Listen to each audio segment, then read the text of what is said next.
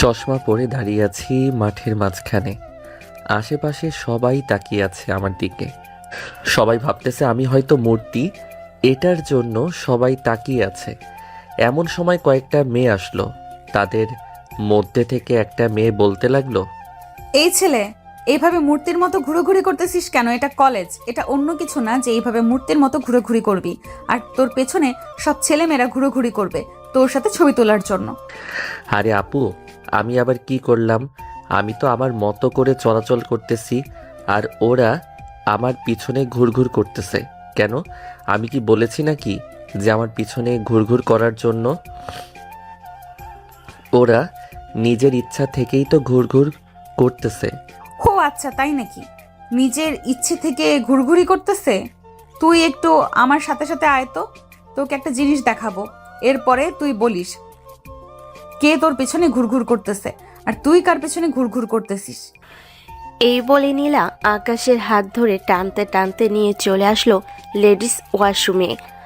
আকাশের অবস্থা পুরাই খারাপ, কারণ আগে কখনো লেডিস ওয়াশরুমে আসে নাই। নীলা আকাশকে দেওয়ালের সাথে ঠেসে ধরে বলতে লাগলো, কিরে, তোর কি সমস্যা? তুই এভাবে মূর্তির মতো ঘুরোঘুরি করতেছিলি কেন? এখন তোর সমস্যাটা বল। আগে আগায় সমস্যা না গোড়ায় সমস্যা? আমার আগায়ও সমস্যা নাই, গোড়ায় সমস্যা নাই। সমস্যা তো হচ্ছেন আপনি। আমি একটা ছেলে মানুষ, আপনি আমাকে লেডিস ওয়াশরুমে নিয়ে এসেছেন কেন? এখন যদি কেউ দেখে ফেলে তাহলে কি ভাববে? যা ভাবার ভেবে নিবে, কারণ সবাই জানে আমি কি রকম। এই বলে নীলা আকাশের পেটের মধ্যে একটা ঘুষি মেরে দিল। এদিকে আকাশ হুট করে নিচে বসে গেল আর বলতে লাগলো, এই মেয়ে, আপনার কি সমস্যা? আপনি আমার পেটে ঘুষি মেরেছেন কেন? আমি আপনার কি করেছি যে আপনি আমার পেটে ঘুষি মারছেন? তুই অনেক বড় অন্যায় করেছিস। একটু আগে কি বলেছিলি মনে আছে তোর? আমি একটা সমস্যা, তাই না? এই নে, সমস্যার বিচার করে দিলাম। এখন যত পারিস বসে এখানে কান্না করতে থাক। লেডিস ওয়াশরুমে তোকে আটকে রেখে যাব, যাতে কেউ তোকে খুঁজে বের করতে না পারে। প্লিজ এরকমটা করবেন না আপু। আমি আপনার দুইটা পায়ে পড়তেছি। আপনি আমাকে মারেন, কাটেন, যাই করেন, আমি আর কখনো আপনার মুখে মুখে তর্ক করব না। প্লিজ ছেড়ে দেন। তোকে তাও আবার আমি ছেড়ে দিব? তুই আমাকে ঝামেলা বলেছিস। এই ঝামেলা কি জিনিস তুই এখনো জানিস না। জানলে কখনোই তুই আমাকে ঝামেলা বলতি না। আজকে দেখলি তো এই ঝামেলা কত প্রকার আর কি কি আরো বাকি আছে। এটা তো মাত্র সামান্য, এখনো তেমন কোনো কিছু করিনি। এই বলে নীলা আকাশকে ওয়াশরুমে আটকে চলে আসলো নিচে। নীলাকে একা আসতে দেখে তার বান্ধবীরা বলতে লাগলো, কিরে নীলা, তুই একা এসেছিস কেন? ওই ছেলেটা কোথায়? তাকে কি করেছিস উপরে নিয়ে? তেমন বেশি কিছু না, দুইটা ঘুষি মারছি আর আটকিয়ে রেখেছি ওয়াশরুমে। কিছুক্ষণ পর যখন স্যার যাবে উপরে, তখন আমি আমার প্ল্যান কাজে লাগিয়ে তাকে কথা শোনাবো। ছেলেটাই কলেজে নতুন এসেছে আর তুই কি না তাকে এরকম করতেছিস? তুই আর শোধরাবি না নীলা। একদিন দেখিস ওই ছেলেটার প্রেমে পড়ে যাস না যেন। ছেলেটাকে দেখেই তো মনে হয়েছে প্লে বয়। বাকিটা কয়েকদিন যাইলে এরপর দেখা যাবে কি হয়। হয়েছে হয়েছে, আর ছেলের ব্যাপারে প্রশংসা করতে হবে না। এখন চলো মাঠের দিকে যাওয়া যাক। এই ছেলের জন্য আজকে আড্ডা দেওয়া হলো না। কিছুক্ষণ পর ক্লাস শুরু হয়ে যাবে। মাঠ থেকে ঘুরে আসি।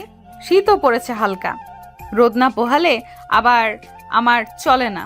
এই বলে নীলা চলে আসলো ক্যাম্পাসের মাঠে। সবার সাথে বসে বসে গল্প করতেছে। এমন সময় একটা মেয়ে চিৎকার শুনতে পেল। সবাই দৌড়ে চলে আসলো চারতলায়। ওয়াশরুমের সামনে মেয়েটা দাঁড়িয়ে দাঁড়িয়ে কান্না করতেছে আর আকাশ দাঁড়িয়ে আছে। এমন সময় প্রিন্সিপাল স্যার আসলো। আকাশকে দেখে বলতে লাগলো, কি ব্যাপার আকাশ, তুমি এখানে কি করো? তোমাকে না কালকে বিকালে বলেছিলাম তুমি আজকে এসে সরাসরি আমার সাথে যোগাযোগ করবে। তুমি সরাসরি আমার সাথে যোগাযোগ না করে এখানে কি করো? স্যার, আমি তো আপনার কেবিনে যাচ্ছিলাম, কিন্তু ওই যে আপনার পেছনে দাঁড়িয়ে আছে একটা মেয়ে, ওই মেয়েটা আমাকে এখানে এনে মারধর করে আটকিয়ে রেখেছিল। পরে তো আমি বের হতে পারি নাই।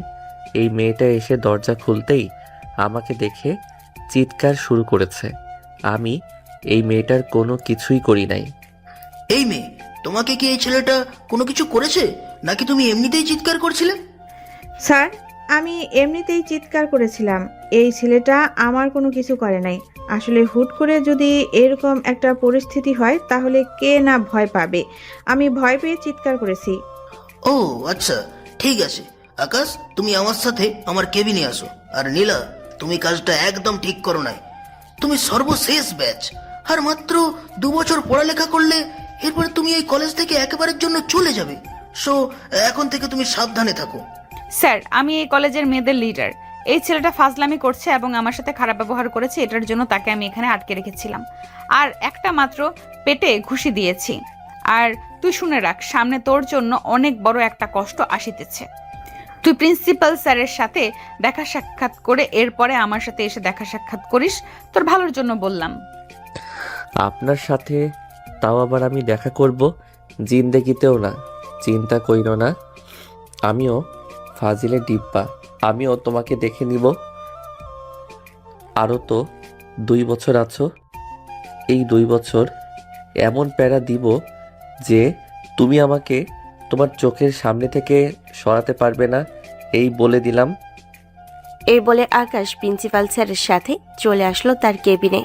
প্রিন্সিপাল স্যার আকাশকে উদ্দেশ্য করে বলতে লাগলো, আরে আকাশ, তুমি ওই পাগল মেয়েটার সাথে কি নিয়ে এত ঝামেলা করো? আজকে তুমি প্রথম দিন মাত্র কলেজে এসেছো, আর প্রথম দিনেই কিনা তুমি এরকম ঝামেলা শুরু করে দিয়েছো। স্যার, আমি তো ঝামেলা করতে চাই নাই, ঝামেলা করেছে ওই মেয়েটা। আমি শুধু ওই মেয়েটাকে বলেছি সে একটা ঝামেলা। এটার বলার পরে ওই মেয়েটা আমাকে নিয়ে 4 তলায় আটকিয়ে রেখেছে। হ্যাঁ, ও আচ্ছা। এখন শোনো, নিয়মিত ক্লাস করতে হবে কিন্তু তোমার আব্বু আমাকে ফোন দিয়ে বলে দিয়েছে তোমার দেখাশোনা করার জন্য। তুমি যদি ফাজলামি করো কলেজে এসে, তাহলে কিন্তু আমি তোমার নামে তোমার আব্বুর কাছে বিচার দেবো। হ্যাঁ, মনে রাখো। হ্যাঁ স্যার, বিচার দেওয়ার কোনো প্রয়োজন নেই, আমি তো আছি। ওই মেয়েকে যতক্ষণ আমি টাইট না দিব ততক্ষণ আমি ওই মেয়ের পিছু ছাড়ব না। তবে মেয়েটার রূপের প্রশংসা করতে হয়। দেখতে যেমন সুন্দরী, ঠিক তেমনি মেয়েটা রাগী, হুট করে রেগে যায়। হয়েছে, তোমাকে আর ওই মেয়ের প্রশংসা করতে বলি নাই। তুমি তোমার মতো চলো। এই নাও অ্যাডমিশন লেটার, গিয়ে ক্লাসরুমে বসো। তোমার বন্ধু বান্ধবরা সেই আগের থেকেই ভর্তি হয়ে গেছে, আর তুমি কিনা এত পরে ভর্তি হয়েছো। আকাশ বেকলের মতো একটা হাসি দিয়ে ওইখান থেকে সোজা চলে আসলো তার ক্লাসরুমে। তার বন্ধুদের সাথে গিয়ে বসে পড়ল। এমন সময় রবিন আকাশকে উদ্দেশ্য করে বলতে লাগলো, শালা, তুই ফাজিলের ডিব্বা হয়ে এত বড় একটা সিনিয়র মেয়ের কাছে এভাবে মায়ের খাইলি, আর মেয়েটাকে তুই কেন কিছুই করতে পারলি না? এটা কোনো কথা হলো? শালা, মেয়েটাকে কেন মারি নাই এটা কি আর তোরা জানবি? মেয়েটার রূপ দেখে আমি পাগল হয়ে গেছি। ইস, রেগে গেলে পুরা লাল টমেটোর মতো হয়ে যায়। এত সুন্দর মেয়ে হয় আগে জানতাম না। আমিও জানতাম না যে টিকটিকি কচু গাছের সাথে ফাঁসি দিয়ে মারা গেছে। আজকে শুনতে পারলাম তোর মুখ থেকে। শালা, আমার সাথে টিটকারি মারতেছিস, চিন্তা করিস না। আমার দিকে মাত্র কয়েকটা দিন খেয়াল করিস, এরপরে দেখিস ওই মেয়েকে আমার পিছনে পিছনে ঘোরাবো। আমি যদি না পারছি তাহলে আমার নাম আকাশ না, আমি আমার নাম পাল্টে ফেলে মাগুর মাছের বাচ্চা দিয়ে দিব। আমরা জানি তুই পারবি না। এখন থেকে মাগুর মাছের বাচ্চা ডাকা শুরু করি, কি বলিস তোরা? ঠিক আছে, তোরা ডাক। আর যদি আমি পারি তাহলে তোরা আমাকে কি দিবি সেটা বল। কি দিতে পারবো? তেমন বেশি কিছু তো দিতে পারবো না। যা, তোকে কথা দিচ্ছি, কাচ্চি ডাইনি নিয়ে খাবার খাওয়াবো যদি পারিস। ঠিক আছে, তোরা 3 জন টাকা রেডি রাখিস। আগামী 2 থেকে 3 মাসের মধ্যে এই মেয়েকে আমি পটিয়ে সটিয়ে বিয়ে করে ফেলবো। ঠিক আছে, 3 মাস না 4 মাসের সময় দিলাম। এই 4 মাসের মধ্যে তুই বিয়ে করবি এই মেয়েকে। এখন কিভাবে করবি না এটা আমরা চাই না। আর মায়ের গুতা খাইলে আমাদেরকে কিছু বলতে পারবি না, আমরা তোকে সাহায্য করতে পারবো না। এসব নিয়ে চিন্তা করার কোনো দরকার নেই। যেহেতু প্রথম বেলা মাইর খেয়ে ফেলেছি, দ্বিতীয় বেলা থেকে আর মাইর খাবো না আশা করি। কথায় আছে না, চোরের মন পুলিশ পুলিশ, ঠিক সেই রকম আমিও ওই মেয়ের সাথে চোরের মন পুলিশ পুলিশ খেলবো।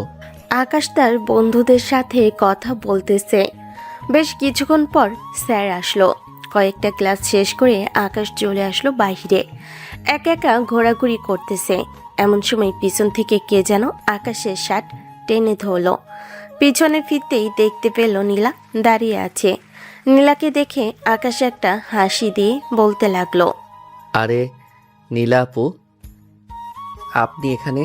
আমার সালাম নেবেন। আপনাকেই তো খোঁজাখুঁজি করছিলাম। ওইদিকে একটা ছেলে আপনাকে ডাকতেছে, বলেছে যে সে নাকি আপনাকে লিপ কিস করবে।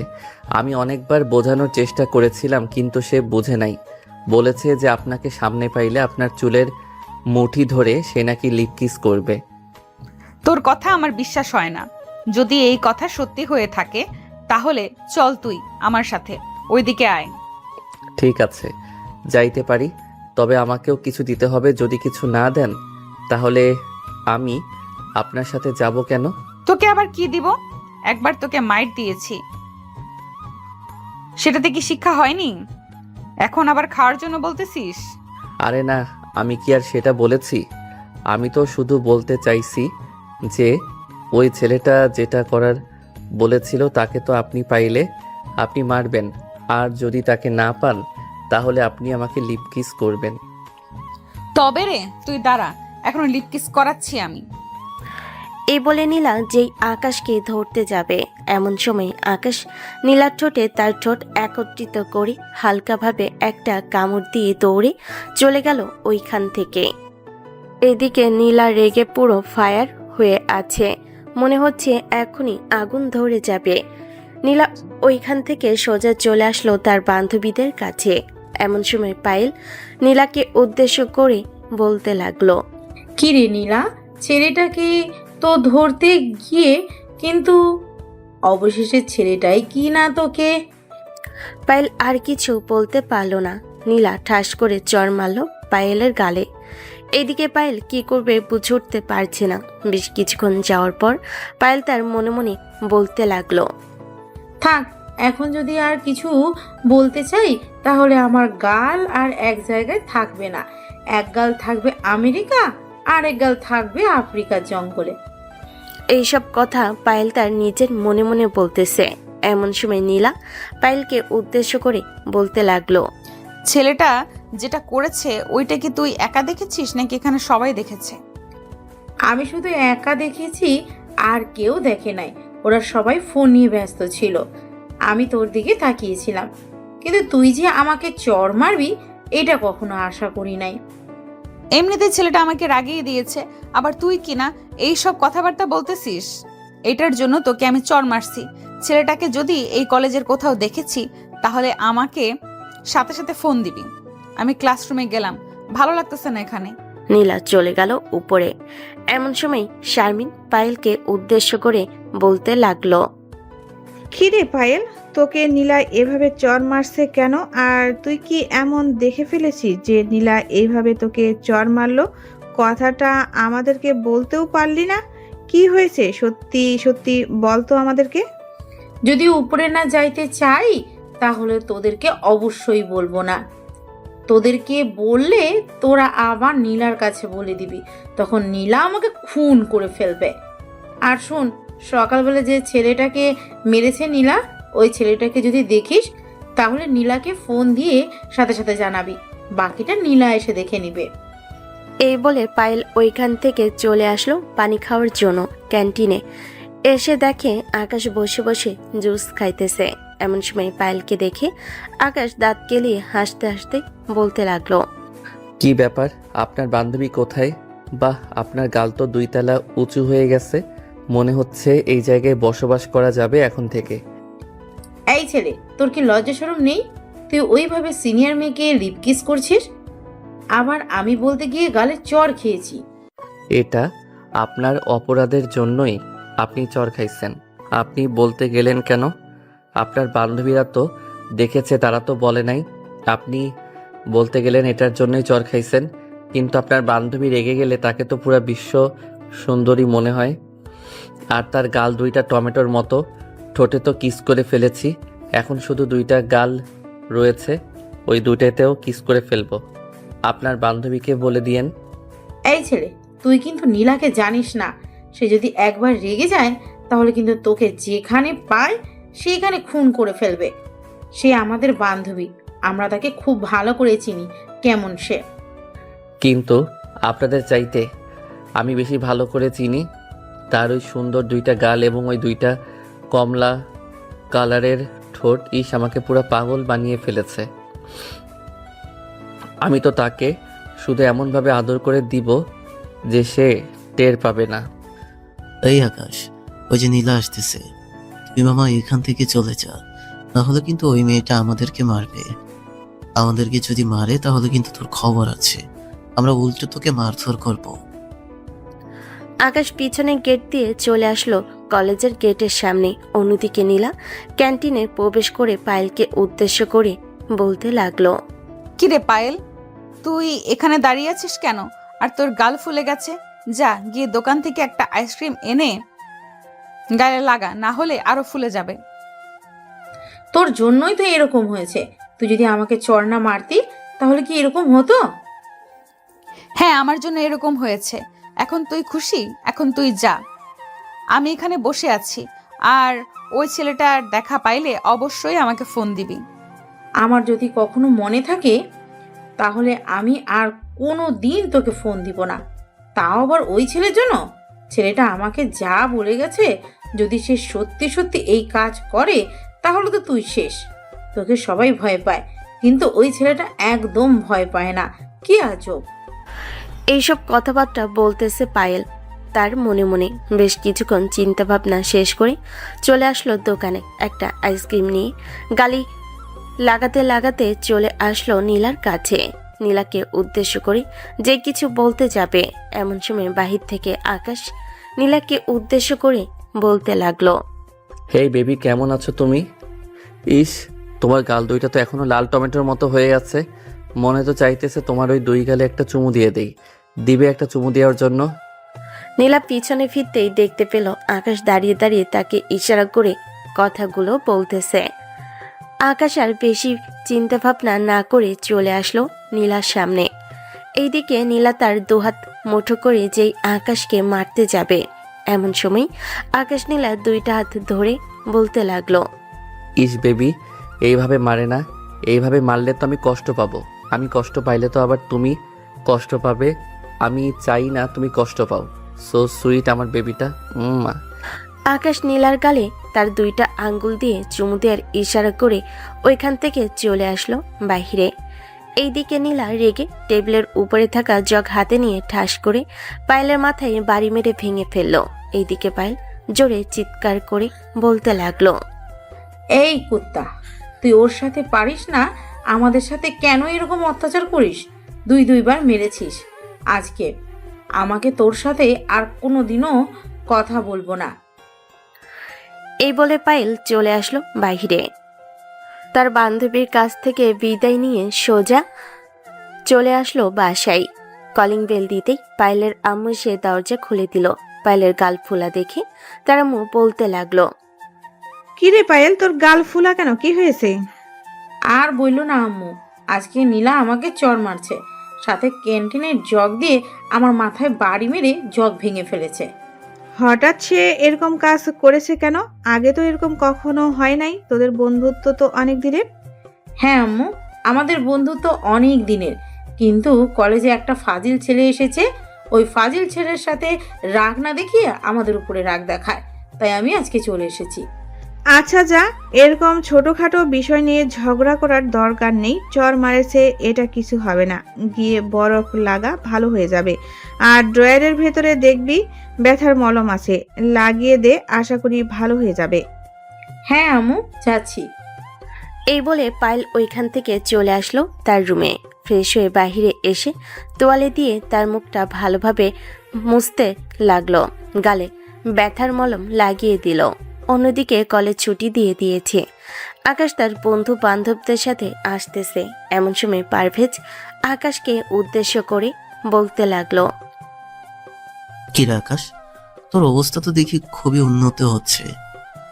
আজকে যেই কাজ করেছিস, আমরা হলে তো ওইখানে হয়ে হিসু করে দিতাম, কিন্তু তুই ভয় না পেয়ে ওই মেয়ের সাথে যা যা করেছিস আমরা তো ক্যামেরা বন্দি করে ফেলেছি। একদম ভালো করেছিস ক্যামেরা বন্দি করে। কোনো কিছু হলে ক্যামেরা বন্দি করে রাখলে যদি মেয়েটাকে কোনো কিছু করতে আসে তাহলে তাকে ভয় দেখিয়ে তার কাছ থেকে অনেক কিছু আদায় করা যাবে। তবে আবার তোরা কোনো কিছু আদায় করার চেষ্টা করিস না, কিন্তু সে আমার। আগে ওই মেয়েকে তোর প্রতি আকর্ষণ করে নে, এরপর না হয় তুই বলিস ওই মেয়ে তোর। ঠিক আছে, চিন্তা করিস না। 4 মাস সময় দিয়েছিস না, এই 4 মাসের মধ্যে ওই মেয়েকে সোজা আমার ঘরের বউ করে আনবো। আমাকে কি ভেবেছিস এতই দুর্বল? এত দুর্বল না আমি চাইলেই সব কিছু পারি। হ্যাঁ জানি, তুই চাইলেই সব কিছু পারিস। এখন এত বেশি কথা না বলে চুপচাপ চল বাড়ির দিকে, বিকালবেলা আবার ঘুরতে বের হব। বাড়িতে বসে থাকতে ভালো লাগে না। সবাই সবার বাসায় চলে গেল। আকাশ তার বাসায় এসে ফ্রেশ হয়ে খাওয়া দাওয়া করে বসে আছে। এমন সময় তার আম্মু বলতে লাগলো, কিরে আকাশ, আজকে কলেজের প্রথম দিন কেমন কাটলো তোর? কলেজে গিয়ে আবার দুষ্টুমি করিস নাই তো? আমি যেখানে সেখানে তো দুষ্টামি থাকবেই, তুমি তো খুব ভালো করে জানো আম্মু। তাহলে আবার জিজ্ঞেস করতেছো কেন দুষ্টামি করছি নাকি করি নাই? হ্যাঁ জানি, তুই যেখানে থাকিস সেখানে তো দুষ্টুমি হবে। এখন জটপট বলে ফেল, কার কার সাথে দুষ্টুমি করেছিস? কলেজের একটা সিনিয়র আপুর সাথে দুষ্টামি করেছি। তবে আম্মু মেয়েটা কিন্তু দেখতে মাশাআল্লাহ অনেক সুন্দর। সে রেগে গেলে তার গাল দুইটা অনেক সুন্দরভাবে লাল টমেটোর মতো ফুলে ওঠে। ওইটা দেখতে আমার খুবই ভালো লাগে। থাক, বাকিটার বলতে হবে না, আমি বুঝে গেছি তুই কি করেছিস। এখন সত্যি করে বল, মেয়েটা কে, কি করে? পছন্দ হয়েছে নাকি পছন্দ হয় নাই? এতক্ষণ ধরে তোমাকে কি বলতেছে মেয়েটাকে আমার পছন্দ হয়েছে? পছন্দ না হলে কি তোমাকে এইগুলো বলতাম? তবে এখন কোনো কিছু করা যাবে না, আরও 2 থেকে 3 মাস যাক, এরপরে না হয় যা করার করব। মেয়েটাকে আরেকটু ভালোভাবে শাস্তি দিয়ে নেই, এরপর না হয় তাকে নিয়ে আসবে। কাকে নিয়ে আসার কথা হচ্ছে বাড়িতে? নতুন কেউ আসবে নাকি বেড়াতে? হ্যাঁ, নতুন একজন আসবে বলতেছে আম্মু। বলতেছে যে আরেকটা বিয়ে করবে। তোমাকে নাকি আর ভালো লাগে না? আকাশের কথা শুনে আকাশের আম্মু উপর থেকে বলল, আকাশ কি বলল এটা? এদিকে আকাশের আব্বু আকাশের আম্মুর দিকে তাকাচ্ছে একবার, আবার আকাশের দিকে তাকাচ্ছে একবার। আকাশ পরিস্থিতি খুব খারাপ বুঝতে পেরে বাড়ি থেকে বের হয়ে চলে আসলো পারভেজদের বাসায়। অন্যদিকে আকাশের আব্বু বলতে লাগলো, বাহ, আজকে তুমি এটা বলতে পারলে আমি ভাবতেই পারিনি। তোমার সাথে সংসার করতেছি প্রায় 25 বছর ধরে, কখনো আশা করি নাই তোমার মুখ থেকে এসব কথা শুনবো, কিন্তু আজকে তুমি এটা বলতে পারলে। আরে না, তোমার ছেলে বলতেছে যে কলেজে নাকি তার একটা মেয়েকে পছন্দ হয়েছে, ওই মেয়েকে নাকি সে বিয়ে করবে, তাকে এই বাড়িতে আনার জন্য বলতেছে। তুমি আমাকে ভুল বুঝতেছো। তোমার ছেলের কথা শুনে প্লিজ আমাকে ভুল বুঝো না। তোমার ছেলে কিরকম দুষ্ট তুমি এটা খুব ভালো করেই জানো। হয়েছে, আর বলতে হবে না। আমার ছেলের এখন সব অপরাধ, তাই না? আমি বাইরে গেলাম, আগামী 10 দিন বাড়িতে আসবো না। মা এবং ছেলে থাকো তোমরা দুজন বাড়িতে। আকাশের আপু এই বলে চলে আসলো বাহিরে।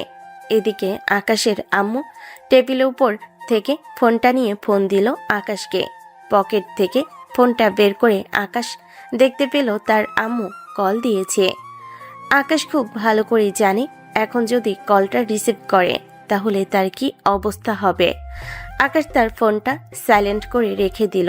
এটা দেখে পারভেজ বলতে লাগলো, শালা বাইরে যা করার করস, কিন্তু বাড়িতে এসব না করলে কি তোর পেটের হাত হজম হয় না নাকি? দিলি তো তোর আব্বু আম্মুকে ঝগড়া লাগিয়ে। আরে শালা, এসব কোনো কিছুই না। রাতে দেখবি 2 জন আবার এক হয়ে গেছে। তারা 2 জন খুব ভালো করেই জানে আমি কি রকম দুষ্টু। হ্যাঁ, তারা তো জানবেই, কারণ তারা তোর আব্বু আম্মু। তারা জানবে না তো কে জানবে? হ্যাঁ, এটাই তো। এখন বেশি কথা না বলে তাড়াতাড়ি ফ্রেশ হয়ে রেডি হ। দেখি আজকে একটু নাজমিন ম্যাডামদের বাড়ির দিকে যাব। ওই দিকের পরিবেশটা তো তুই জানিস কি সুন্দর, মনোমুগ্ধকর। ভালো একটা আইডিয়া দিয়েছিস। নাজমিন ম্যাডামকে গত পরশুদিন মেসেজ দিয়েছিল, বলেছে যে একটু তাদের বাড়িতে যাওয়ার জন্য। কি জানি একটা কাজ আছে। হেই পারভেজ, নিশ্চয়ই ম্যাডামের সাথে তোর ইটিশ পিটিশ আছে। গ্রামের জামাই তো প্রায় 1 বছর আগে মারা গেছে। তোকে মনে হয় ম্যাডাম পছন্দ করে। যা যা বিয়ে করে ফেল। শালা তুই আর মানুষ পাইলি না। উনি হচ্ছে আমাদের ম্যাডাম, আর ওনাকে কি হয় আমি বিয়ে করি? উনি তো আমার থেকে অনেক বড়।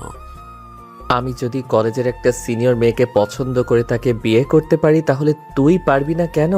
আর চিন্তা করিস না, ম্যাডামের জামাই ম্যাডামকে কোনো কিছুই করে নাই। ম্যাডামের তো মোবাইলে বিয়ে হয়েছিল। ম্যাডামের জামাই তো বিদেশে ছিল, বাকিটা তো তুই জানিস। তবু আর এই সমাজ তুই খুব ভালো করেই জানিস কিরকম। ম্যাডামকে আমাদের বাড়িতে আনলে আমার কপালে কি দুঃখ আছে এটা একমাত্র আমি জানি।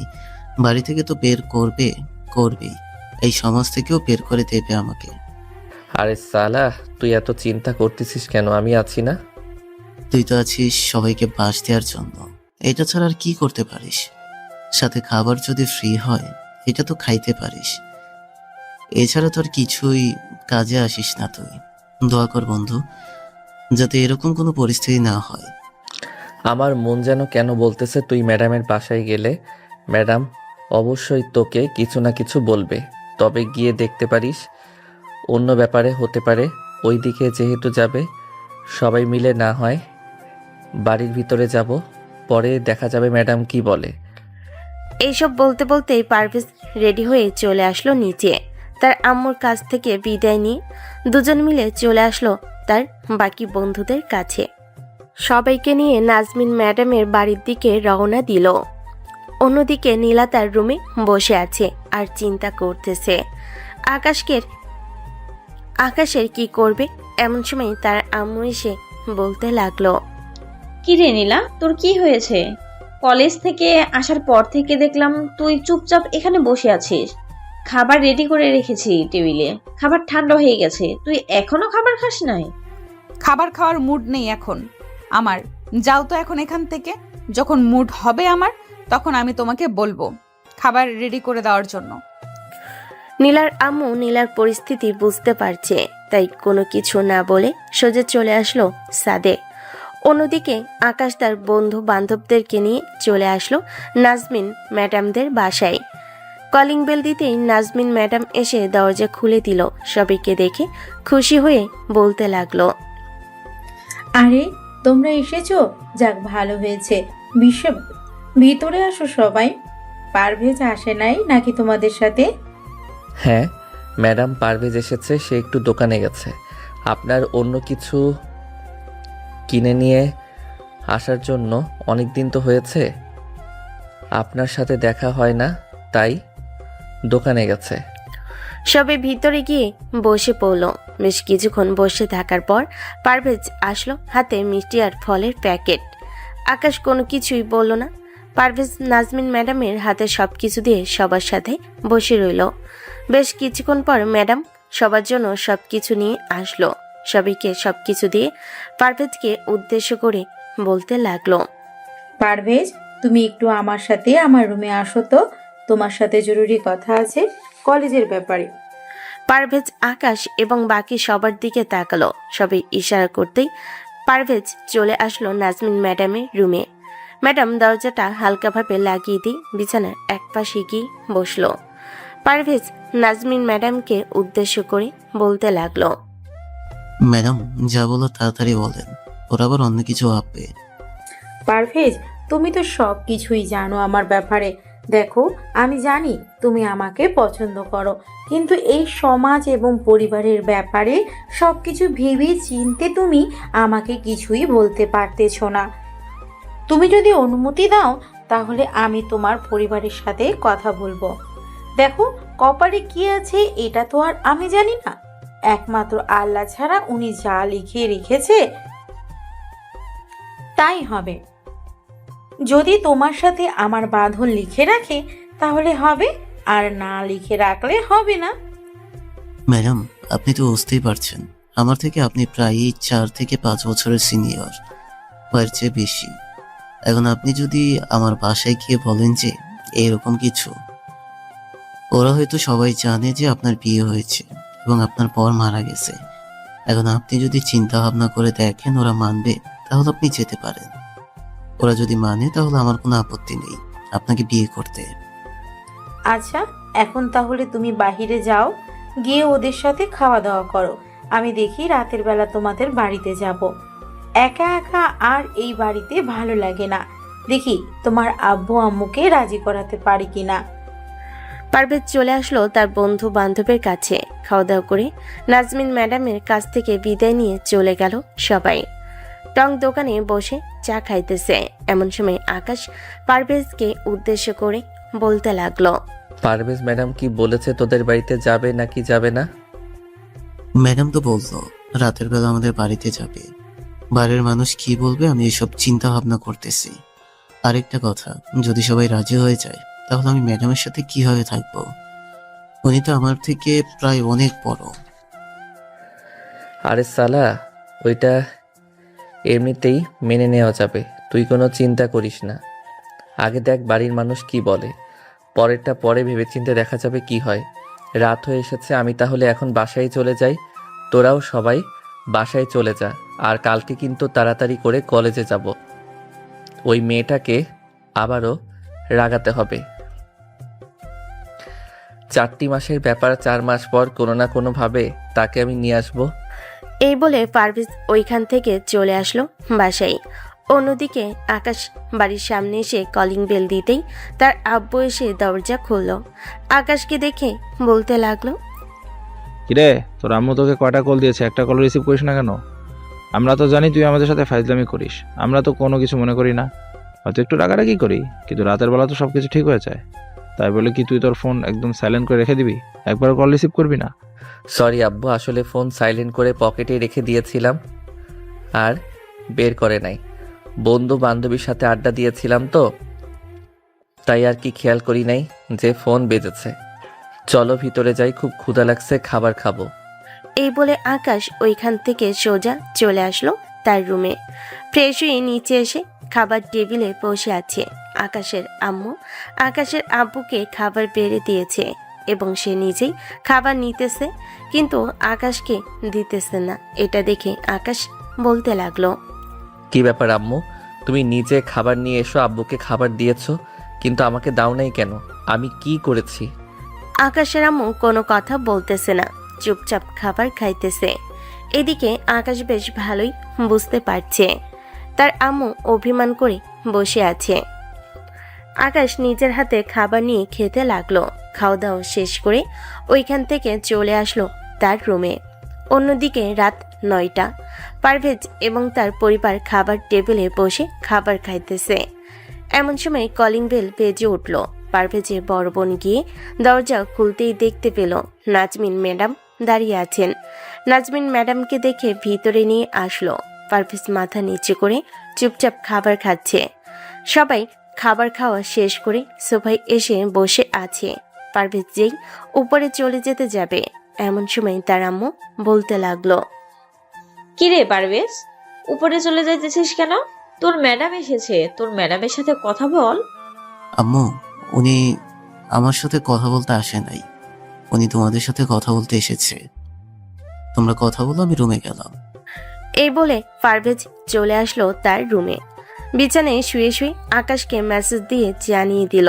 অন্যদিকে পারভেজের আম্মু নাজমিনকে উদ্দেশ্য করে বলতে লাগলো, কি ব্যাপার, তুমি এত রাতে আমাদের বাড়িতে এসেছো? জরুরি কোনো দরকার নাকি নাজমিন?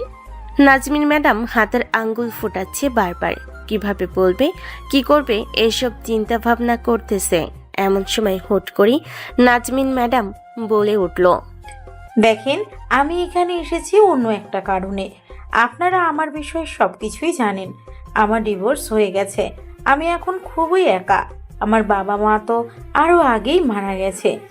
পারভেজকে আমি অনেক আগে থেকেই পছন্দ করতাম, কিন্তু সে ছোট বলে আর সম্পর্কটার সামনের দিকে এগিয়ে যায় নাই। কিন্তু এখন সে অনেক বড় হয়েছে। আমি চাচ্ছিলাম কি পারভেজকে বিয়ে করতে। আপনারা হয়তো অনুমতি দিবেন না, আমি আপনাদের পায়ে পড়তেছি, প্লিজ মানা করবেন না। দেখো নাজমিন, আমাদের একটা সমাজ আছে, এই সমাজে তুমি এবং আমরা সবাই চলাচল করি। তোমার একবার ডিভোর্স হয়েছে, এটা মেনে নিলাম, কিন্তু পারভেজের সাথে তোমার বিয়ে দিলে সমাজ কি বলবে? ওরা তো পরে আমাদের মুখে আঙুল তুলে বলবে যে তোমার সাথে বিয়ে দিয়েছি। আরে নানান বিষয়ে কথাবার্তা বলবে, তুমি চিন্তা ভাবনা করতে পারতেছো? হ্যাঁ, আমি চিন্তা ভাবনা করতে পারতেছি না। আপনারা যদি না দেন তাহলে আমি আপনাদেরকে জোর করব না, ভেবে নিব যে আমার ভাগ্যে এটাই ছিল। আচ্ছা, এখন তাহলে আমি যাই, অনেক রাত হয়েছে। কোথাও যাওয়ার প্রয়োজন নেই। এই চুমকি, নাজমিনকে তোর রুমে নিয়ে যা। আর নাজমিন, তুমি আমাদের বাড়িতে থাকো কয়েকটা দিন, আমরা চিন্তা ভাবনা করে তারপরে তোমাকে জানাবো। আমি জানি হয়তো আপনারা রাজি হবেন না, আমি এই বাড়িতে থাকতে পারবো না। আমি আদেশ করেছি তোমাকে থাকতেই হবে। তুমি যদি আমার ছেলেকে চাও তাহলে আমার কথা মতো চলতে হবে। আমি তো আর এমনি এমনি তোমার হাতে আমার ছেলেকে তুলে দিতে পারি না। আগে তোমাকে দেখতে হবে আমার, এরপরে আমি যা সিদ্ধান্ত নেওয়ার তা নেব। যাও, এখন রুমে যাও, গিয়ে ঘুমাও, রাত অনেক হয়েছে। পারভেজ বারান্দায় দাঁড়িয়ে সবকিছু শুনছিল। সে বুঝতে পারছে তার মা হয়তো রাজি হয় নাই, তাই আর কোনো কিছু চিন্তা ভাবনা না করে সোজা চলে আসলো বিছানায়। শুয়ে পড়তেই কখন যে ঘুমিয়ে গেছে খেয়াল নেই। অন্যদিকে নীলা তার রুমে বসে আছে আর কার সাথে যেন ফোনে কথা বলতেছে। বেশ কিছুক্ষণ কথা বলার পর কলটা কেটে দিয়ে ঘুমের দেশে পাড়ি জমালো। দেখতে দেখতে রাত পার হয়ে সকাল হলো। সকাল 7টা। আকাশ ঘুম থেকে উঠে ফ্রেশ হয়ে চলে আসলো নিচে। এসে দেখে তার আম্মু খাবার রান্না করে বসে আছে খাবার টেবিলে। আকাশকে দেখে বলতে লাগলো, আকাশ, খাবার খেয়ে নে, আবার তো কলেজে যাবি। হ্যাঁ আম্মু, আসতেছি। আকাশ খাবার টেবিলে বসে খাবার খাচ্ছে। অন্যদিকে পারভেজ ফ্রেশ হয়ে নিচে এসে খাবার খেয়ে বসে আছে। এমন সময় নাজমিন আসলো। পারভেজের আম্মুকে উদ্দেশ্য করে বলতে লাগলো, তুমি তাহলে এখন বাসায় চলে যাও, আবার তো কলেজ যেতে হবে। গিয়ে রেডি হয়ে এরপর কলেজে যাই। আর পারভেজ, তুমিও খাওয়া দাওয়া করে কলেজে যাও, ঠিক মতো ক্লাস করবে। তোমাকে তো সবসময় বাহিরে দেখি, ক্লাস করো না মনে হয়। পারভেজ মাথা নিচু করে খাবার খাচ্ছে। এমন সময় পারভেজ মাথা নিচু করে খাবার খাচ্ছে। নাজমিন যেই চলে যেতে যাবে, এমন সময় পারভেজের আম্মু বলতে লাগলো, কোথাও যাওয়ার প্রয়োজন নেই, খাবার খেয়ে এরপরে পারভেজের সাথে তুমি কলেজে যাবে। পারভেজ, তুই নাজমিনকে নিয়ে এখন থেকে কলেজে যাবি। পারভেজ তার আম্মুর মুখের দিকে হাঁ করে তাকিয়ে আছে। কি বলবে বুঝে উঠতে পারছে না। পারভেজ শুধু মাথা নাড়ল। বেশ কিছুক্ষণ পর দুজন খাওয়া দাওয়া করে চলে আসলো কলেজে। পারভেজ একা একা বসে আছে। এমন সময় আকাশে আসলো। পারভেজকে হালকাভাবে ধাক্কা দিয়ে বলতে লাগলো, কি রে, এভাবে চুপচাপ বসে আছিস কেন? ইয়োগা করতেছিস নাকি যে এইভাবে বসে আছিস? না, একটা জিনিস নিয়ে চিন্তা ভাবনা করতেছি। ম্যাডাম তো কালকে আমাদের বাড়িতে ছিল, সবকিছু আব্বা আম্মুকে বলেছে। এখন ওরা মনে হয় রাজি হয়ে গেছে। রাজি হয়ে গেলে তো আলহামদুলিল্লাহ। আর তুই এত চিন্তা ভাবনা করতেছিস কেন? আমি জানি তুই এই সমাজকে নিয়ে চিন্তা ভাবনা করতেছিস, তাই না? হ্যাঁ, আমি এই সমাজকে নিয়ে চিন্তা ভাবনা করতেছি। কিভাবে কি করব বুঝতে পারতেছি না। কেউ যদি এসে জিজ্ঞেস করে ডিভোর্সে মেয়েকে বিয়ে করেছে, তাহলে কি বলবো? এইসব চিন্তা ভাবনা তুই একদম ঝেড়ে ফেলে দে। আমার কথা শোন, তোকে একটা উদাহরণ দেই। ইসলামে বয়সে বড় মেয়ে বিয়ে করা সম্পূর্ণ হালাল, বৈধ, এবং এতে কোনো নিষেধ নেই। বরং ইসলামে বয়সের দিকে না তাকিয়ে ধর্ম, চরিত্র, নৈতিকতা ও পারস্পরিক বোঝাপড়াকে বেশি গুরুত্ব দেয়। নবী করিম সাল্লাল্লাহু আলাইহি সাল্লাম এর নিজেই তার প্রথম স্ত্রী হজরত খাদিজা রাদিয়াল্লাহু তাআলা আনহুকে বিয়ে করেছিলেন, যিনি তার থেকে প্রায় 15 বছর বড় ছিলেন। তাদের দাম্পত্য জীবন ছিল অত্যন্ত সুখী ও সম্মানজনক। এটি প্রমাণ করে যে বয়সে বড় নারীকে বিয়ে করা ইসলামে একদমই দোষের নয়, বরং এক উত্তম দৃষ্টান্ত। এখন বুঝেছিস কেন বলেছি? হ্যাঁ, এটা না হয় আমি এবং আমার পরিবার বুঝতাম, কিন্তু সমাজ তাদেরকে কি বলবো? শালা, বারবার সমাজ আর সমাজ করিস না তো। আর একবার যদি তোর মুখ দিয়ে সমাজ নামক জিনিসটা বের হয় তাহলে তোর খবর আছে। আকাশ পারভেজের সাথে কথা বলতেছে। এমন সময় পিছন থেকে কে যেন আকাশের শার্ট টেনে ধরল। পিছনে ফিরতেই দেখতে পেল নীলা তার শার্ট টেনে ধরেছে। আকাশ নীলার কথা একদম ভুলে গিয়েছিল। এখন নীলাকে দেখে তার সব কিছু মনে পড়ে গেল। আকাশ কি বলবে বুঝে উঠতে পারছে না। এমন সময় নীলা বলতে লাগলো, কিরে, তুই কালকে আমাকে যা যা করেছিলি এইটার জন্য এখন থেকে শাস্তি পেতে হবে। এখানে শাস্তি দিব না, চল তোকে অন্য জায়গায় নিয়ে গিয়ে শাস্তি দিব। এখানে শাস্তি দিলে তোর জন্য সমস্যা হবে এবং আমার জন্য। এই বলে নীলা আকাশের শার্টের কলার ধরে টানতে টানতে নিয়ে চলে আসলো কলেজের পিছনে। নারিকেল গাছের সাথে হেলান দিয়ে দাঁড় করিয়ে রেখেছে আকাশকে।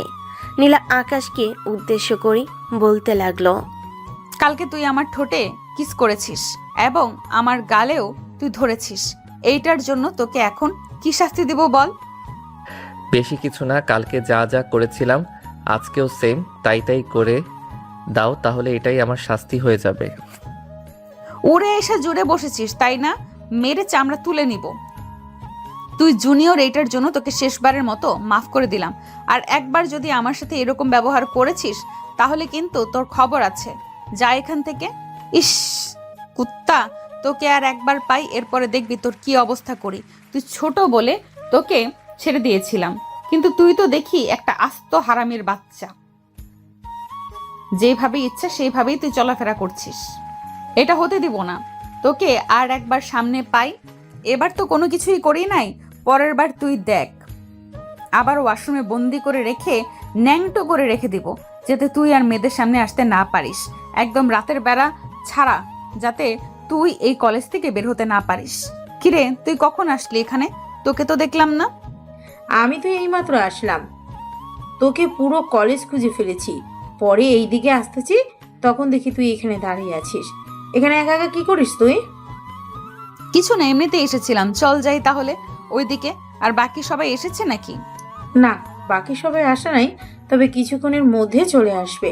আমি ফোন দিয়েছিলাম, ওরা রাস্তায় আছে বলছে। ও আচ্ছা, চল তাহলে যাই। এই বলে নীলা ওইখান থেকে চলে আসলো কলেজ ক্যাম্পাসে। বেশ কিছুক্ষণ দাঁড়িয়ে থাকার পর সকল বান্ধবীরা আসলো, সবার সাথে চলে আসলো ক্লাসরুমে। অন্যদিকে আকাশ এক দৌড়ে ক্লাসরুমে এসে আগে থেকেই বসে আছে। আকাশকে আগে দেখে পারভেজ বলতে লাগলো, কি রে শালা, তোকে পুরো কলেজ খুঁজে বেড়ালাম কিন্তু কোথাও পাইলাম না, আর তুই আমাকে না বলে এখানে বসে আছিস। বাহিরে কি কারোর সাথে কোনো কিছু করেছিস নাকি? হ্যাঁ রে মামা, আবারও নীলার সাথে ইটিস পিটিস করেছি। নীলা আমাকে দৌড়ানি দিয়ে ক্লাসরুমে পাঠিয়েছে। তবে এবার যদি তার সামনে যাই, সে আমাকে আস্ত চিবিয়ে খাবে, এটা আমি 100% শিওর দিয়ে বলতেছি। তার মানে এইবার তুই অনেক গভীরভাবে কিস করেছিস, তাই না? অনেক গভীরভাবে কিস করেছি, এটার জন্যই তো বললাম আমাকে যদি দেখে তাহলে আস্ত চিবিয়ে খাবে। দুজন কথা বলতেছে। এমন সময় ক্লাসরুমের ভিতরে প্রবেশ করলো আরো কয়েকজন শিক্ষার্থী। আকাশ এবং পারভেজ চুপ করে রইল। প্রায় 20 মিনিট পর ম্যাডাম আসলো ক্লাস করাচ্ছে।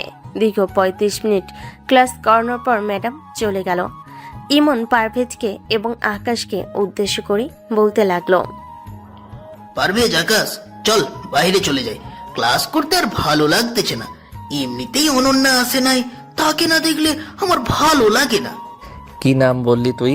কেন অনন্যা বললাম? কোনো সমস্যা হয়েছে নাকি? না, কোনো সমস্যা হয় নাই। তবে এই নামের একটা মেয়ে দেখলাম 3 দিনে বসে একটা ছেলের হাতে হাত ধরে খাবার খাচ্ছে। তবে আমি এটা শিওর না ওইটা তোর গার্লফ্রেন্ড নাকি গার্লফ্রেন্ড না। তুই চাইলে গিয়ে দেখে আসতে পারিস। সালা, তুই এসেছিস সকালবেলায় আর এখন বলতেছিস যে এরকম ঘটনা? আচ্ছা, আমি গিয়ে দেখে আসতেছি। যদি ওরা থাকে তাহলে তো ভালো, আর না থাকলে অনন্যাকে ফোন দিয়ে বলবো আসার জন্য। এই বলে ইমন চলে আসলো ক্যান্টিনে।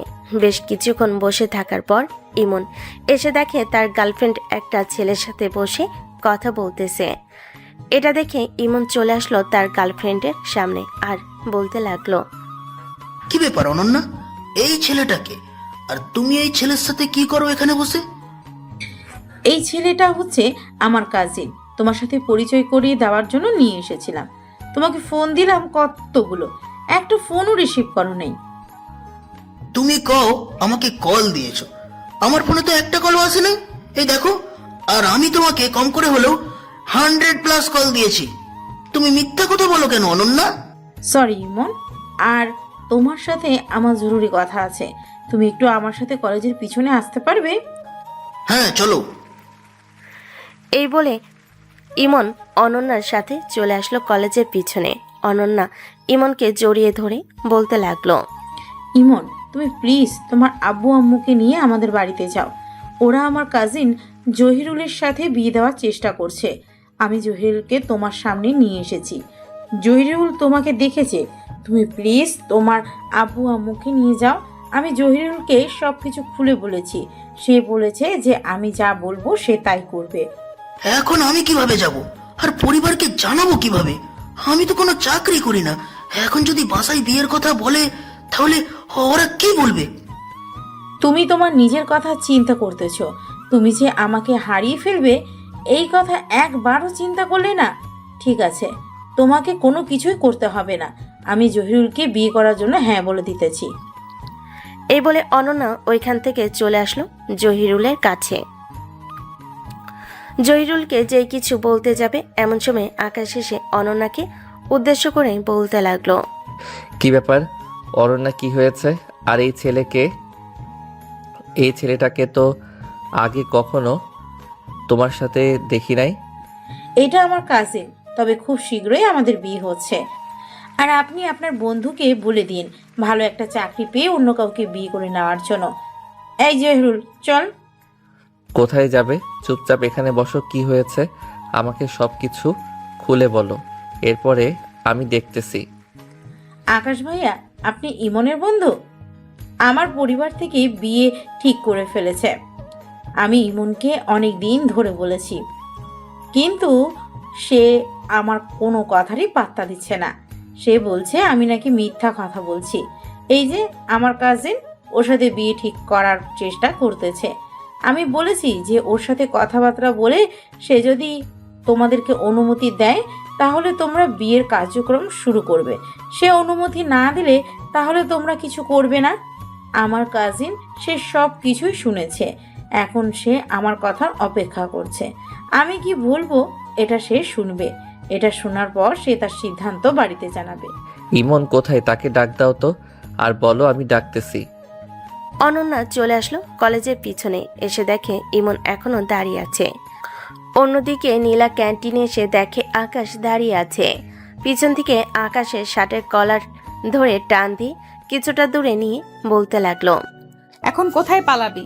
এখন যে তোকে আমি মেরে ভর্তা বানিয়ে ফেলবো।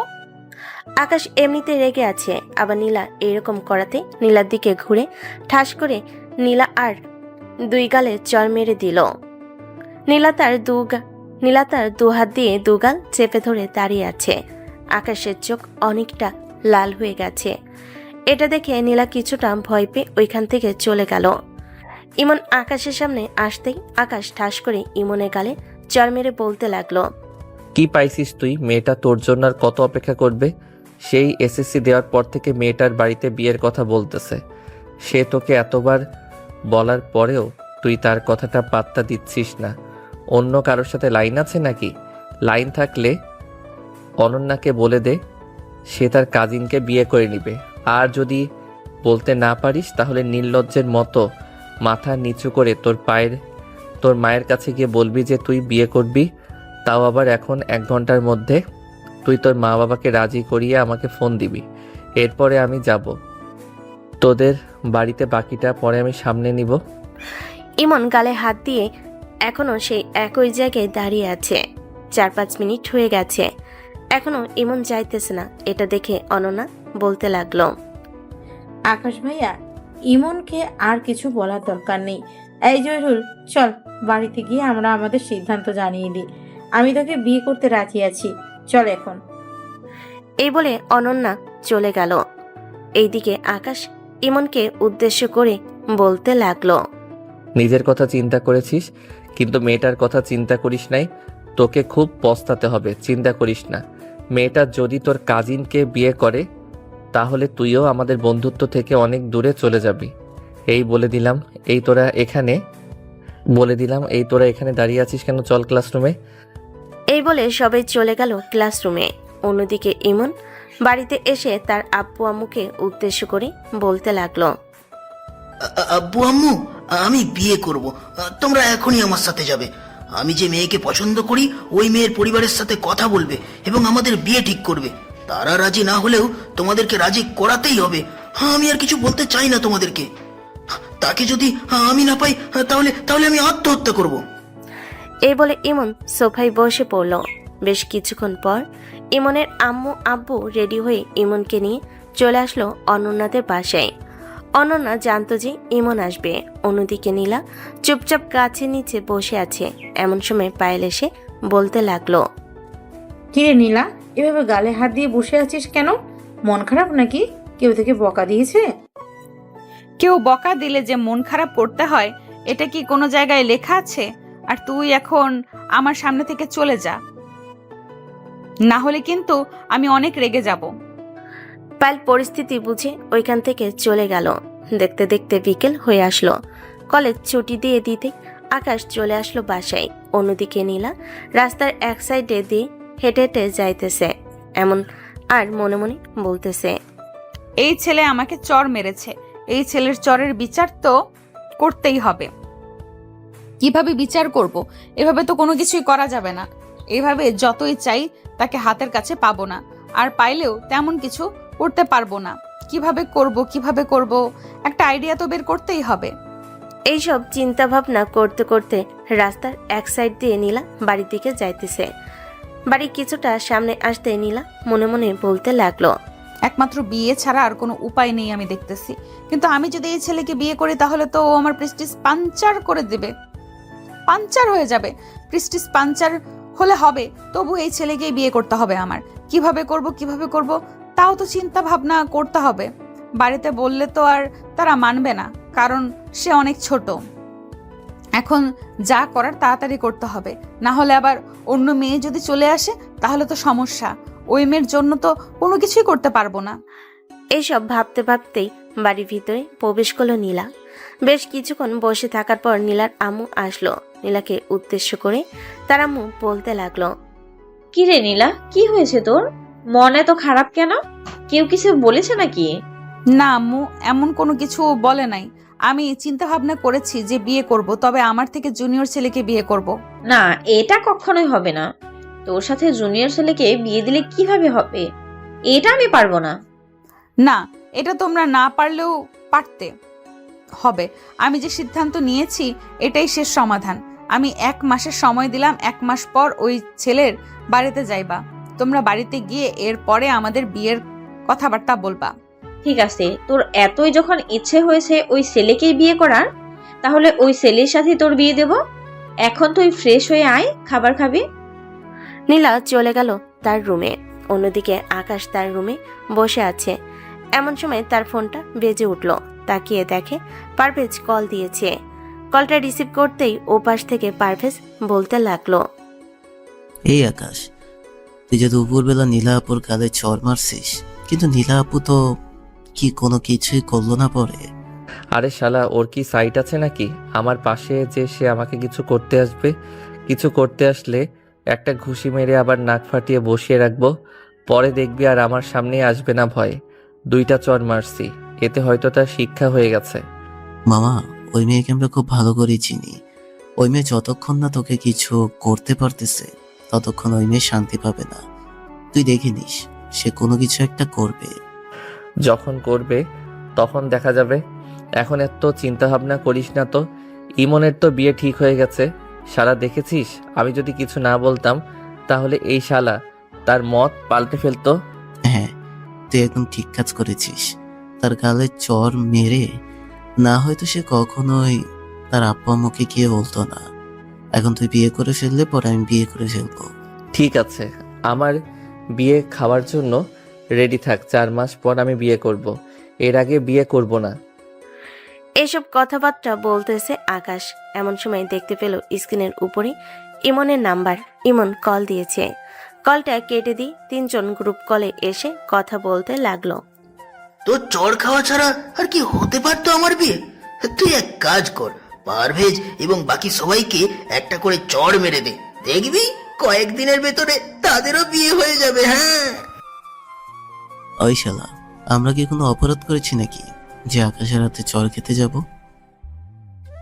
আমার এত সুন্দর নরম গাল তৈরি করেছে আমার বউয়ের জন্য, আর তুই বলতেছিস যে আকাশের হাতে চর খাইতাম, তাই না? আকাশের হাতে চর খাইলে আগামী 1 বছর গালে দাগ লেগে থাকবে। এসব হাসি ঠাট্টা করতে করতে রাত 9টা বেজে গেল। আকাশ কলটা কেটে দিয়ে নিচে এসে খাবার টেবিলে বসে আছে। এমন সময় আকাশের আম্মু বলতে লাগলো। আকাশ, আমি ভাবতেছিলাম যে একটা বিয়ে করব। আকাশের আব্বুর কথা শুনে আকাশের আম্মু এবং আকাশ দুজন হা করে তাকিয়ে রইল। এটা দেখে আকাশের আব্বু বলতে লাগলো। আরে তোমরা এভাবে হাঁ করে তাকিয়ে আছো কেন? আমি আমার বিয়ের কথা বলিনি, আমি আকাশের বিয়ের কথা বলেছি। কিন্তু তুমি তো প্রথমে বললে তুমি একটা বিয়ে করবে। আকাশ, তোর আব্বুর মতিগতি আমার একদম ভালো লাগছে না। তোর আব্বুকে বলে দে, যদি এই বাড়িতে আবার আরেকটা বিয়ে করে নিয়ে আসে, তাহলে বুটটা ঝাড়ুর বাড়ি দিতে দিতে বের করবো এই বাড়ি থেকে। হায় আল্লাহ, তুমি আমাকে উঠায় নাও। এই দুজনের মাঝখানে পড়ে আমি আমার জীবনটা বরবাদ করে ফেলতেছি। এই দুজনকে একটা বললে আরেকটা বুঝে। কি, আমরা দুজন তোমার জীবন বরবাদ করে দিতেছি? যাও, খাবারই খাবো না তোমার এই বাড়িতে। এই আকাশ, আমি আমার রুমে গেলাম। এই বলে আকাশের আম্মু চলে গেল রুমে। অন্যদিকে আকাশ তার আব্বুকে উদ্দেশ্য করে বলতে লাগলো। আমার যদি ক্ষমতা থাকতো তাহলে আমি ওই 2 আকাশ উপরে চলে যেতাম এতক্ষণে। আমি তোর বিয়ের কথা বলতেছি, আর তোর আম্মু শুনেছে আমি বিয়ে করব। থাক, তুই বসে খেতে থাক, আমি রুমে যাই। তোর আম্মুকে নিয়ে আসি কিছুক্ষণ পর, তুই খাওয়া দাওয়া করে রুমে চলে যা। আকাশের আব্বু চলে আসলো রুমে। আকাশের আম্মুকে নিয়ে সোজা চলে আসলো নিচে। এসে দেখে আকাশ খাওয়া দাওয়া করে চলে গেছে। আকাশ তার বিছানায় শুয়ে আছে। এমন সময় নীলার কথা মনে পড়ল। আকাশ তার হাতের দিকে তাকাতেই সে ক্যান্টিনে ঘটে যাওয়া ঘটনাগুলো মনে পড়ে গেল। আকাশ মনে মনে মুচকি হাসি হাসতেছে আর মনে মনে বলতেছে, থাক, মেয়েটাকে অনেক জ্বালিয়েছি, কালকে গিয়ে ক্ষমা চেয়ে নিব, তাহলে হয়তো মেয়েটা আর কোনো কিছু করবে না আমাকে। চিন্তা ভাবনা করতে করতে আকাশ ঘুমের দেশে পাড়ি জমালো। পরের দিন সকাল 7টা। আকাশ ঘুম থেকে উঠে ফ্রেশ হয়ে নিচে চলে এসে খাওয়া দাওয়া করে 9টায় চলে গেল কলেজে। মাঠে সেই আম গাছের নিচে বসে আছে। এমন সময় নীলা আসলো। নীলাকে দেখে আকাশ যে কিছু বলতে যাবে, এমন সময় নীলা বলতে লাগলো। এই ছেলে, আই এম রিয়েলি সরি। তোর সাথে অনেক খারাপ ব্যবহার করেছি, অনেক খারাপ ব্যবহার। আর খারাপ ব্যবহার করব না।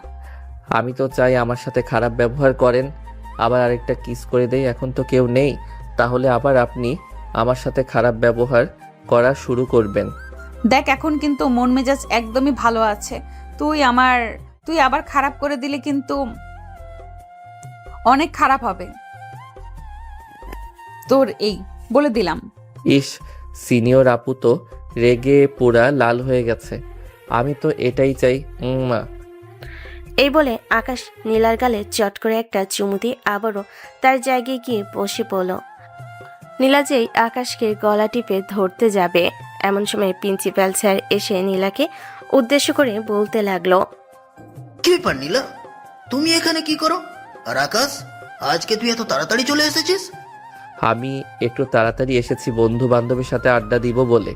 আর আপনিও তো দেখি তাড়াতাড়ি চলে এসেছেন। বাসায় কি ঝগড়া হয়েছে নাকি আন্টির সাথে আরেকটা বিয়ে করবেন বলে? কিরে, তুই জানলি কি করে আমি যে আরেকটা বিয়ে করার কথা বলেছি? জানি জানি, রাতের বেলা তো আমি ভূত হয়ে আপনার বাড়িতে গিয়ে বসে থাকি, আপনার সব কথাই জানি। চিন্তা কইরেন না, কালকে আপনাকে বের করে দিবে বাড়ি থেকে। আকাশ, তুই যদি আর তোর এই মুখ দিয়ে কোনো কথা বের করেছিস তাহলে তোর খবর আছে। হ্যাঁ, বলে প্রিন্সিপাল স্যার চলে গেল তার কেবিনে। নীলা শান্ত গলায় আবারও আকাশকে বলতে লাগলো। আকাশ, তুই যদি আর একবার আমাকে কিছু করার চেষ্টা করিস, তাহলে সত্যি সত্যি তোর জীবনে অশান্তি বয়ে আনবো আমি। গেলাম আমি এখন। এই বলে নীলা ওইখান থেকে চলে গেল। অন্যদিকে আকাশ বসে আছে। বেশ কিছুক্ষণ পর তার বন্ধু বান্ধবরা আসতেই তাদের সাথে আড্ডা দিয়ে কয়েকটা ক্লাস করে চলে আসলো বাহিরে। এসে দেখে নীলা বান্ধবীদের সাথে কথা বলতেছে। এমন সময় পারভেজ আকাশকে উদ্দেশ্য করে বলতে লাগলো। কিরে আকাশ, নীলা কি তোকে আজকে কিছু করে নাই? শালা, আমাকে কি করবে? আমাকে কোনো কিছুই করতে পারবে না, উল্টো আমাকে সরি বলেছে সকালবেলা এসে। পরে আমি আরেকটা কিস করেছি, তখন আমাকে গলা টিপে ধরতে চাইছিল, কিন্তু প্রিন্সিপাল স্যার আসার কারণে ধরতে পারে নাই। পরে প্রিন্সিপাল চলে যাওয়ায় আবারও সে আমাকে সরি বলে চলে গেছে। আকাশের কথা শুনে সবাই অবাক হয়ে রয়েছে। যে মেয়ে পুরো কলেজকে ভয় দেখিয়ে রাখে, সে মেয়ে কিনা আকাশের কাছে মাপ চেয়েছে, তারা মানতে পারছে না। বেশ কিছুক্ষণ আড্ডা দেওয়ার পর সবাই বাসায় চলে গেল। দেখতে দেখতে কেটে গেল 1 মাস। এই 1 মাসে নীলা আকাশকে অনেক কিছু বলে নাই, কিন্তু আকাশ নীলাকে অনেক বিরক্ত করেছে, কিছু কিস করেছে। রাতে খাবার টেবিলে বসে আছে নীলা এবং তার আপু আম্মু। এমন সময় নীলা তার আম্মুকে উদ্দেশ্য করে বলতে লাগলো, আম্মু 1 মাস আগে তোমাকে কি বলেছিলাম মনে আছে? হ্যাঁ মনে আছে, আমি চাইছিলাম যে কালকে তাদের বাসায় যাইতে। তুইও যাবি নাকি? না, আমি যাব না। তোমরা শুধু ছেলের পরিবারকে আমার পিক দেখাবে, যদি পছন্দ হয় তাহলে তারা যদি বিয়ে দিতে রাজি হয় বলবে যে কালকে বিয়ে হবে, তাও আবার রাতের বেলা। নীলা, তুই পাগল হয়েছিস? তুই আমার একমাত্র মেয়ে, তোকে যদি আমি ভালোভাবে বিয়ে না দিয়ে বাড়ি থেকে বিদায় দিই তাহলে আশেপাশের লোকেরা কি বলবে?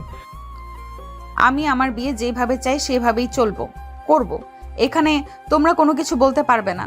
তোমাদেরকে যেটা বলেছি সেটাই করো। নীলা খাওয়া দাওয়া করে চলে গেল তার রুমে। বিছানায় শুয়ে মনে মনে বলতে লাগলো, মিস্টার আকাশ, আপনাকে 1 মাস দেখেছি। আপনি এই 1 মাস আমার সাথে যে অত্যাচার করেছেন, এই অত্যাচার কাল রাতে আপনার সাথে করব। রেডি থাকেন আমার অত্যাচার সহ্য করার জন্য। নীলা মনে মনে এসব বলতেছে, অন্যদিকে আকাশ তার মনে মনে বলতে লাগলো, কি ব্যাপার, এই 1 মাস তো এই মেয়েটাকে অনেক জ্বালালাম, কিন্তু এই মেয়ে তো কোনো কিছুই বলে নাই। নিশ্চয়ই নতুন ফোন দিয়ে এঁটেছে, এটার জন্যই এরকম করতেছে। যাই হোক, আর কয়েকটা দিন দেখি, পরে না হয় কলেজে যাওয়া বন্ধ করে দিয়ে আব্বুর সাথে অফিসে যাব। এইসব চিন্তা করতে করতে আকাশও ঘুমের দেশে পাড়ি জমালো। পরের দিন সকাল 10টা। আকাশ চলে গেল কলেজে। অন্যদিকে নীলার আব্বু আম্মু আকাশদের বাড়িতে বসে আছে। আকাশের আব্বু আম্মু কি নীলার পিক দেখাতেই ওরা রাজি হয়ে গেল বিয়ে করানোর জন্য। যাক, আলহামদুলিল্লাহ আপনারা রাজি হয়ে গেছেন। তবে এখানে একটা শর্ত আছে, বিয়েটা কিন্তু আজকে রাতেই হতে হবে। আমার মেয়ে বলে দিয়েছে যে সে নাকি বিয়ে করলে আজকে রাতেই করবে, যেহেতু আপনারা রাজি হয়ে গেছেন। কিন্তু এটা তো ঠিক না, আপনাদের একমাত্র মেয়ে, আমাদেরও একমাত্র ছেলে। আমরা তো চাইছিলাম আয়োজন করে এরপর নিয়ে আসার জন্য, আমিও চাইছিলাম আয়োজন করে বিদায় দেওয়ার জন্য, কিন্তু আমার একমাত্র মেয়ে, তার মনের ইচ্ছা মতো তাকে আমি চলতে দিয়েছি। আজকেও আমি বারণ করি নাই। আপনার কাছে রিকোয়েস্ট করতেছি, আজকে রাতে এই যাতে বিয়েটা হয়। আচ্ছা, রিকোয়েস্ট করার দরকার নেই, আজকে রাতেই বিয়ে হবে। আকাশের আব্বু, তুমি আকাশকে ফোন দিয়ে বলে দাও যে তার বন্ধু বান্ধবকে নিয়ে চলে আসার জন্য বাসায়, তার রুমটা যাতে ভালোভাবে সাজিয়ে দেয়। আর বোমার পিক কিন্তু আকাশকে দেখাবে না। ঠিক আছে বিআই সাহেব, আপনারাও তাহলে আপনাদের মেয়েকে রেডি করে সন্ধ্যার দিকে নিয়ে চলে আসবেন। নাকি আমার যেতে হবে আপনাদেরকে নিয়ে আসার জন্য? যেতে হবে না, আমরা আসতে পারবো। নীলার আব্বু আম্মু আকাশদের বাড়ি থেকে চলে আসলো নীলাদের বাড়িতে। নীলাকে সবকিছু বলার পর নীলা তার বান্ধবীদেরকে ফোন দিয়ে সবকিছু বলে দিল। অন্যদিকে আকাশ তার সকল বন্ধু বান্ধবদেরকে নিয়ে চলে এসেছে বাড়িতে। সোফায় বসে আছে। এমন সময় আকাশের আব্বু বলতে লাগলো, তোমাদেরকে এখানে কেন ডেকেছি জানো তোমরা? আকাশে আজকে রাতে বিয়ে, আকাশে বাসর ঘর সাজাবে তোমরা, এটার জন্য তোমাদেরকে ডেকে নিয়ে এসেছি। আঙ্কেল, সত্যি বলতেছেন আপনি? আজকে আকাশের বিয়ে? হ্যাঁ, আজকে আকাশের বিয়ে। এই নাও, এখানে 20,000 টাকা আছে বাসর ঘর সাজানোর জন্য, যা যা কিছু লাগে সবকিছু নিয়ে আসো। মানে বুঝলাম না, আমাকে না জানিয়ে না কিছু বলে তোমরা বিয়ে ঠিক করে ফেলেছো, আর আমি তো মেয়েকে এখনো দেখলাম না। এত কিছু দেখার প্রয়োজন নেই, আমরা দেখতেছি না, এটাই যথেষ্ট। যা, এখন বাজারে গিয়ে সবকিছু নিয়ে আয়। আকাশ এবং তার বন্ধু বান্ধব চলে আসলো বাজারে। সবকিছু নিয়ে এসে বাসর ঘর সাজাতে লাগলো। দেখতে দেখতে সন্ধ্যা হয়ে আসলো। সন্ধ্যা 7টা। নীলার আব্বু আম্মু নীলাকে নিয়ে চলে এসেছে আকাশদের বাসায়। কাজীও চলে এসেছে। নীলা কবুল বলে ফেলেছে। আকাশ অপেক্ষা করতেছে কাজী সাহেব মেয়েটার নাম কি বলবে। এমন সময় কাজী সাহেব বলতে লাগলো, আলমগীর সাহেবের একমাত্র মেয়ে আদিবা জাহান নীলাকে অর্ধাঙ্গিনী হিসেবে গ্রহণ করিয়ে থাকলে বলেন আলহামদুলিল্লাহ কবুল। 3 বার বলবেন আলহামদুলিল্লাহ কবুল।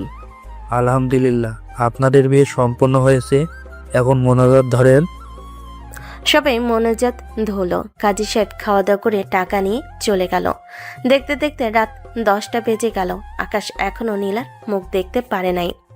11টা বাজতেই আকাশের আম্মু আকাশকে উদ্দেশ্য করে বলতে লাগলো, আকাশ যা রুমে যা, বৌমা একা একা বসে আছে, তোর বন্ধু বান্ধবরা তো চলে গেছে, তুই এখন রুমে যা। আকাশ চলে আসলো রুমের ভিতরে।